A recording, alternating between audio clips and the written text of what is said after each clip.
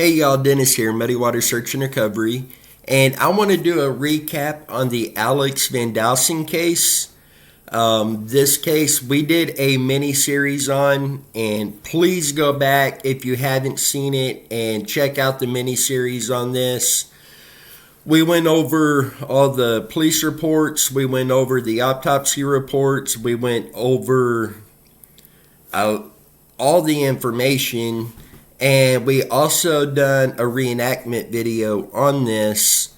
And this is another one of those cases that was ruled a suicide, yet not one thing we were able to find points to suicide.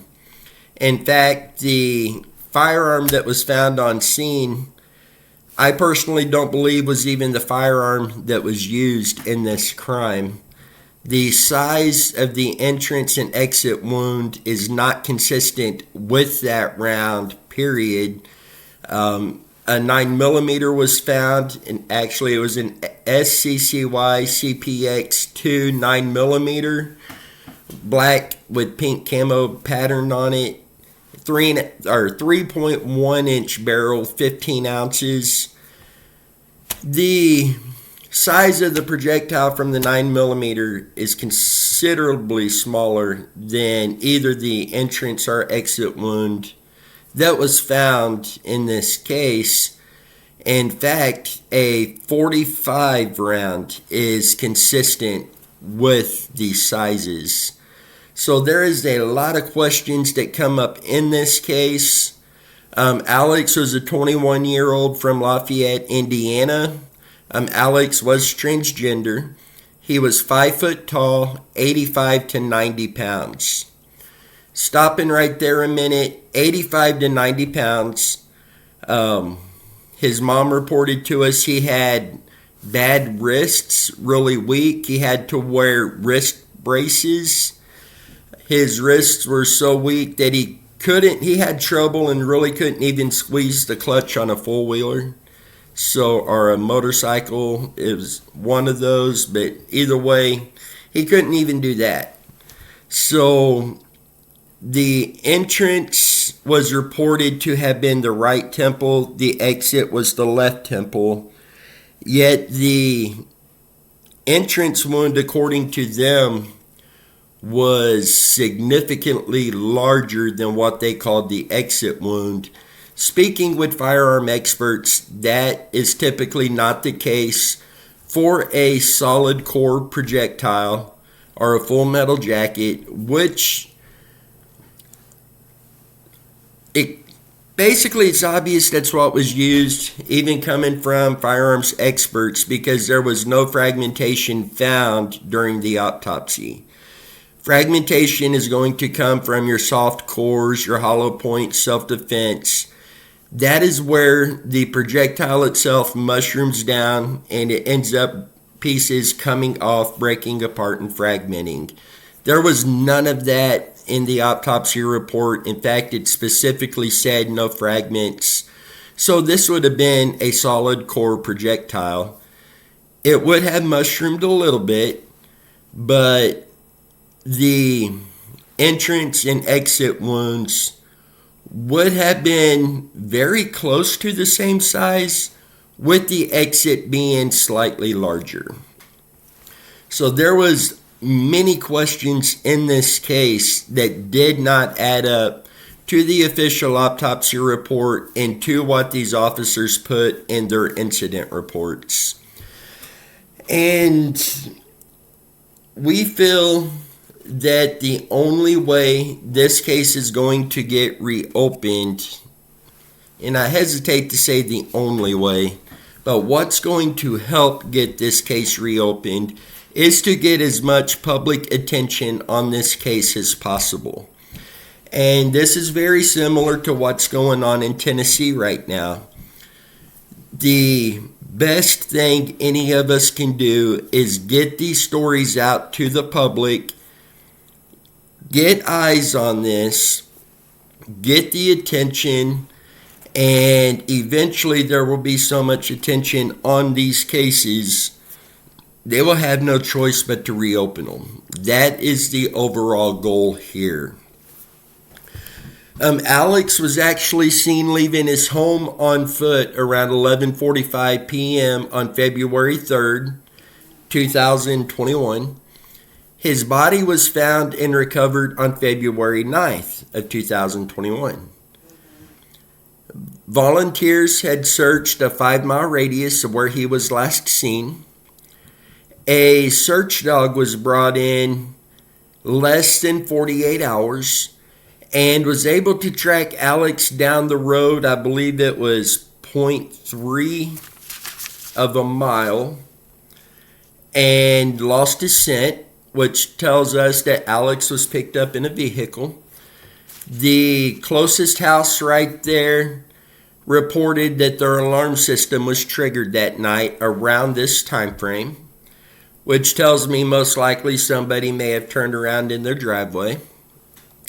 There was a foot of snow on the ground. It was less than 20 degrees. Alex had asthma, where he depended on an inhaler even while walking on a nice day. Law enforcement have in their reports that Alex walked 10 miles to the location where he was found in a foot of snow, less than 20 degrees, double layered in clothing, and did not have his inhaler with him. He would not have been able to have made that walk. A person who was plowing the snow, and this was at the Crosser Sports Complex. That is where Alex was found. A plow driver was plowing the area when he said he saw an indentation in the snow. So upon further looking, he saw what appeared to be a pair of boots sticking out of the snow. He walked over to it and found Alex and notified law enforcement. One of the issues I personally have with that is the snowplow driver, he drove down the road through the parking area and didn't plow anything. And yet he's down there plowing a walking trail. And through that is where he found Alex. Why did you not plow the road in the parking area and then go into the trail instead of driving down through there and then going in to plow the trail? But he's the one who did find Alex. And Alex was deceased, covered in a layer of snow with what appeared to be a gunshot wound. He immediately notified law enforcement.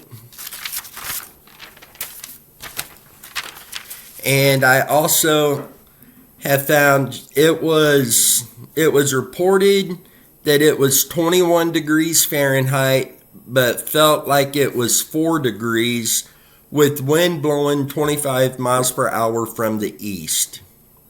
And this is from Deputy Kiefer from the Tippecanoe County Sheriff's Office. And I'm hoping I got that county right. But that was actually in his report. 21 degrees, felt like it was 4 degrees, 25 mile per hour winds from the east. Nothing, I'll put it this way. They did not check for gunpowder residue on Alex's hands. It is in the incident reports from the very beginning, from his missing persons report, that law enforcement were already looking at this being mostly suicide. Now, Alex did at one point have some emotional, some mental issues, went through some depression, had thoughts of suicide, and Alex went and sought professional help to help him get through this. At the time of his disappearance and his death, it seemed things were going good for Alex. He had a girlfriend. I haven't spoken with her, but we have messaged. She has had nothing but wonderful things to say about Alex. His mom, I have spoken with her, has had nothing but wonderful things to say about Alex. Many of his friends have reached out to me, and they have had nothing but wonderful things to say about Alex. Alex was well loved.